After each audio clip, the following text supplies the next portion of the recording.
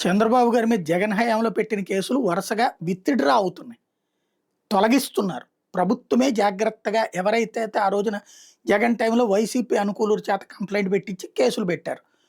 ఆ కేసుల్ని ఇప్పుడు అదే వైసీపీ అనుకూలుల చేతనే విత్‌డ్రా చేయించేసి, లేదంటే మాకు అది తీసేసిన అభ్యంతరం లేదని చెప్పేసేసి రాయిపిచ్చి, ఆ తర్వాతనే ఏసీబీ లేకపోతే గనక సీఐడీ సిట్టు వాటిని విత్‌డ్రా చేసుకుంటున్నట్టు కోర్టుకి చెప్పడం, ఏసీబీ కోర్టు కూడా తొలగిచ్చేయడం జరుగుతోంది. ఇది జరుగుతోంది. ఇందులో కోర్టు క్లీన్ చిట్ ఇవ్వలా, లేదా పబ్లిక్కు క్లీన్ చిట్ ఇవ్వలా. జరిగేది జరిగిపోతానే ఉంది. ఎందుకంటే చట్టం మన చేతిలో ఉంది గాబట్టి. సోమిరెడ్డి గారు ఏమంటారు? దాంట్లో జగన్ పెట్టించినవి అక్రమ కేసులు కాబట్టే వీగిపోతున్నాయి. వీగిపోవడం ఏంటి? కేసు ఏమన్నా కోర్టు కొట్టేసిందా?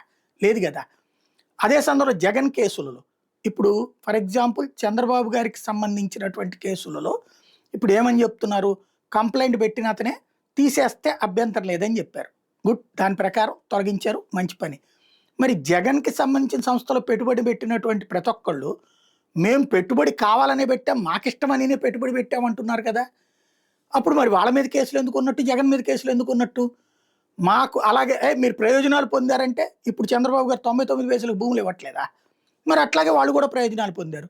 ప్రయోజనాలు పొందినందుకు పెట్టుబడులు పెట్టలేదు. మేము మా సొంత ఉద్దేశాలతోనే పెట్టుబడులు పెట్టామని ఆళ్ళు చెప్పినా సరే, వాళ్ళ మీద కూడా కేసులు పెట్టి చేశారు గదా!